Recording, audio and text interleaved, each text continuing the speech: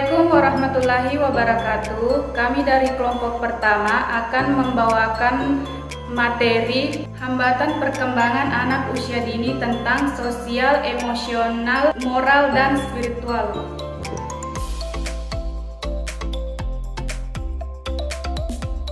Setiap anak pada umumnya sangat mudah menerima dan mengaplikasikan apa yang baru saja ia dapatkan, sehingga hal itu akan berdampak membentuk sebuah kepribadian bagi anak tersebut. Setiap pengetahuan yang ia dapatkan, maka itu akan ia aplikasikan dalam interaksi kepada kawan-kawan sekitarnya, sehingga itu akan membentuk sebuah moral pada diri anak. Dan pada umumnya moral itu dibagi menjadi beberapa bagian seperti karakter, klarifikasi, nilai, dan yang terakhir adalah pendidikan moral kognitif. Pada anak yang pertama, perkembangan moral yang dialami itu khususnya pada perilaku terdapat perbedaan dengan anak yang kedua. Pada anak yang pertama, perilaku itu lebih suka meniru, mengikuti tingkah laku orang yang dewasa. Seringkali kita temui banyak anak-anak yang selalu mengikuti gaya orang-orang yang ia lihat, baik itu dari segi ucapan, tingkah laku, bahasa, dan lain sebagainya. Seperti pada anak yang pertama ini, ia seringkali mengikuti apa yang orang katakan. Jika dibandingkan dengan anak yang kedua, anak yang pertama ini lebih penurut dan juga lebih rajin. Berbeda dengan anak yang kedua, ini dia malah seolah-olah kebalikan dari anak yang pertama ini. Perilaku anak yang kedua ini sedikit lebih susah untuk diberitahu, susah diajarkan, dan sulit untuk menerima apa yang kita beritahu atau yang kita ajarkan. Anak yang kedua ini memang kekurangan pendidikan moral dari kedua orang tuanya. Selain itu, juga dia malah meniru tingkah laku orang tuanya yang sering ia lihat. Kebiasaan orang tuanya yang sering tidak memakai baju malah seringnya ikuti karena ia sering melihat ayahnya tidak memakai baju. Itulah perbedaan antara anak yang pertama dan anak yang kedua. Keduanya memiliki perbedaan perkembangan moral, di mana anak yang pertama selalu diajarkan bagaimana semestinya yang sepatutnya baik bagi sang anak. Kemudian anak yang kedua kekurangan pendidikan moral kedua orang tuanya sehingga anak meniru perilaku yang tidak baik dari orang tuanya. Selain didikan dari kedua orang tuanya, anak-anak seusia dini juga perlu mendapat pendidikan yang baik dari seorang guru yang mendidiknya sewaktu ia sekolah. Guru merupakan orang tua kedua bagi seorang anak. Jika di rumah orang tuanya yang selalu mendidik mereka dan ketika mereka di sekolah maka guru yang mendidik mereka dan menggantikan posisi sebagai orang tua mereka yang tertulis dalam sebuah jurnal di mana TK merupakan salah satu pendidikan anak usia dini mulai dari usia 5-6 tahun yang mengembangkan seluruh aspek perkembangan yang ada pada diri anak. Aspek yang ada pada diri anak meliputi dari aspek perilaku, kognitif, fisik, motorik, bahasa, dan seni. Aspek yang harus dikembangkan dengan baik dan sesuai dengan tahap-tahap perkembangan usia anak. Seluruh aspek dapat dikembangkan dengan baik, tentu dibutuhkan seorang guru yang profesional.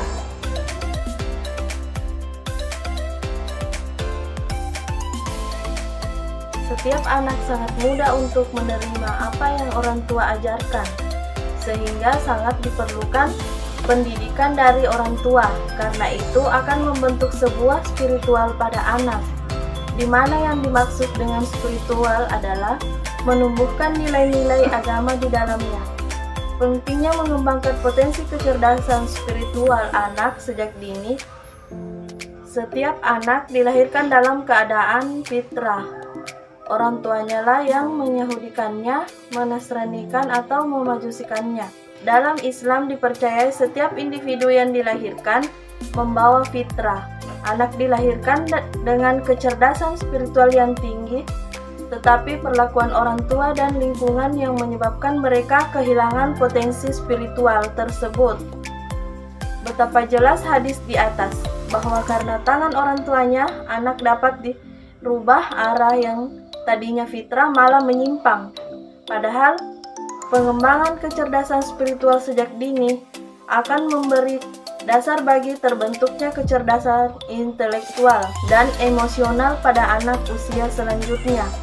Disinilah pentingnya orang tua, guru dan pendidik lainnya agar mereka menyadari dan menjadikan pendidikan dan pembimbingan pada fase ini jangan sampai terabaikan, khususnya dalam upaya pengembangan kecerdasan spiritual.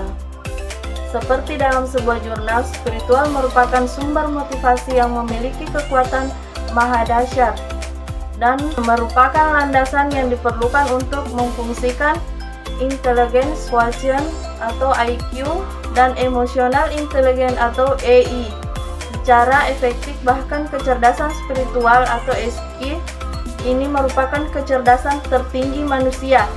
Dalam Islam telah dijelaskan bahwa setiap individu yang dilahirkan dalam keadaan fitrah, anak yang dilahirkan dengan membawa kecerdasan spiritual yang tinggi. Akan tetapi, faktor keluarga dan lingkungan yang dapat menyebabkan mereka kehilangan potensi spiritual tersebut. Maka bagi pendidik, baik guru ataupun orang tua, diharapkan untuk dapat mengembangkan kecerdasan spiritual anak, lebih-lebih pada usia 0 sampai 6 tahun, karena fase ini merupakan penentu fase selanjutnya.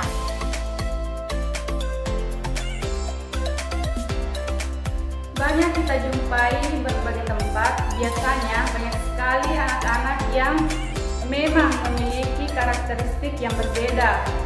Ada anak yang memang terampil aktif di sekitar lingkungannya. Ada juga yang terlihat lugu dan kurang aktif di lingkungan sekitarnya. Anak bukanlah orang dewasa dalam ukuran kecil. Oleh sebab itu, anak harus diperlakukan sesuai dengan tahapan-tahapan perkembangannya. Hanya saja, dalam praktik pendidikan sehari-hari, tidak selalu demikian. Yang terjadi, banyak contoh yang menunjukkan betapa para orang tua dan masyarakat pada umumnya memperlakukan anak tidak sesuai dengan tingkat perkembangannya. Di dalam keluarga, orang itu sering memaksakan keinginannya sesuai kehendaknya. Di sekolah, guru sering memberikan tekanan atau tidak sesuai dengan tahapan perkembangan. Di berbagai media cetak elektronika, tekanan ini lebih tidak terbatas lagi, bahkan cenderung ekstrim. Menurut Sugiono, menjelaskan tentang alasan pentingnya seorang anak mempelajari berbagai perilaku sosial agar anak dapat belajar berinteraksi sesuai dengan harapan masyarakat.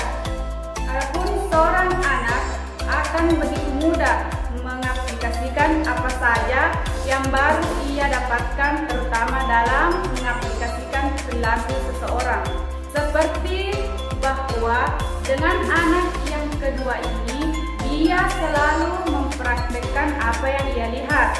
Pada sewaktu ketika dia sedang berjalan menuju rumah temannya untuk bermain, sewaktu itu berjalan, dia melihat salah seorang yang menjahili temannya. Lalu kemudian spontan dia juga menjahili teman bermainnya dengan hal yang sama. Seperti dalam sebuah contoh di atas, perkembangan sosial anak sangat tergantung pada individu anak. Peran orang tua dewasa di lingkungan masyarakat dan termasuk taman kanak-kanak.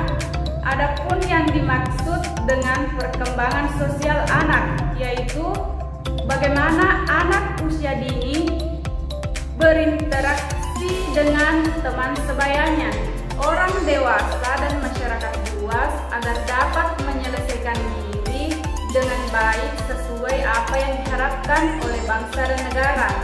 Ada kaitan erat antara keterampilan bergaul dengan masa bahagia di masa kanak-kanak, kemampuan anak untuk menyesuaikan diri dengan lingkungan.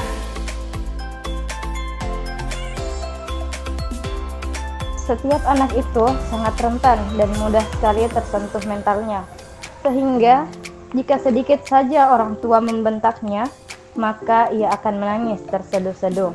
Apalagi ketika sang anak tersebut berkelahi dengan kawan-kawannya, maka pasti ada sebagian yang mengadu dan ada sebagian yang menangis untuk melawan rasa malunya. Menurut Daniel Goleman, emosi merujuk pada suatu perasaan dan pikiran yang khas, suatu keadaan biologis dan psikologis, dan serangkaian kecenderungan untuk bertindak. Emosi pada dasarnya adalah dorongan untuk bertindak. Biasanya, emosi gembira mendorong perubahan suasana hati seseorang, sehingga secara fisiologi terlihat tertawa. Emosi sedih mendorong seseorang berperilaku menangis. Sering kita temui di sekitar kita bahwa ketika kita melihat seorang ibu atau ayah memarahi sang anak, maka dengan spontan dia menangis karena dorongan yang membuat sang anak menangis. Seperti halnya pada anak yang kedua, ketika dia dimarahi oleh ayahnya, dia spontan langsung menangis karena ada rasa emosi yang ingin mengkobar dalam dirinya. Dan karena dia tidak mampu untuk bertindak, sehingga dia menangis. Karena biasanya dengan menangis mereka seolah-olah merasa bahwa mereka bisa melawan rasa malu itu. Berikut ini ada beberapa pola emosi yang dijelaskan Harlock yang secara umum terdapat pada diri anak, yaitu rasa takut. Rasa takut berpusat pada bahaya yang bersifat fantastik, adikodrati, dan samar-samar. Mereka takut pada gelap, dan makhluk imajinatif diasosiasikan dengan gelap, pada kematian atau luka, pada kilat guntur, serta pada karakter yang menyeramkan yang terdapat pada dongeng, film, televisi, atau komik. Sering sekali kita jumpai, memang anak-anak sangat suka dengan kegelapan, makhluk halus, dan lain sebagainya. Walaupun hanya mendengar lewat cerita, dongeng, dan lain sebagainya. Pada pembahasan ini, anak 1 dan 2 memiliki perilaku yang sama dalam emosional ini. Mereka berdua sama-sama takut dengan gelap. Perkembangan emosi pada anak melalui beberapa fase, yaitu pada usia 18 bulan sampai 3 tahun. Pada fase ini, anak mulai mencari-cari aturan, batasan yang berlaku di lingkungannya. Ia mulai melihat akibat perilaku dan perbuatannya yang akan banyak mempengaruhi perasaan dalam menyikapi posisinya di lingkungan. Fase ini, anak belajar membedakan cara yang benar dan yang salah dalam mewujudkan keinginannya. Pada usia 2 tahun, anak belum mampu menggunakan banyak kata untuk mengekspresikan emosinya. Namun, ia akan memahami keterkaitan ekspresi wajah dengan emosi dan perasaan. Pada fase ini, orang tua dapat membantu anak mengekspresikan emosi dengan bahasa verbal. Caranya, orang tua menerjemahkan mimik dan ekspresi wajah dengan bahasa verbal. Pada usia 2-3 tahun, anak mulai mampu mengekspresikan emosinya dengan bahasa verbal. Anak mulai beradaptasi dengan kegagalan, anak mulai mengendalikan perilaku dan menguasai diri. Pada usia 3 tahun, anak sudah mulai mampu menguasai kegiatan-kegiatan yang melemaskan dan merenggangkan otot-otot pada tubuh mereka, sehingga anak-anak sudah mampu menguasai anggota pada tubuh mereka. Warahmatullahi wabarakatuh. Kami dari kelompok pertama. Assalamualaikum warahmatullahi wabarakatuh. Kami dari kelompok untuk menyesuaikan skip dulu. Kemanapun oh ya kan.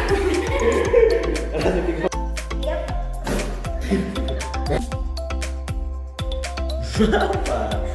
Kehilangan jejak. Mana nih?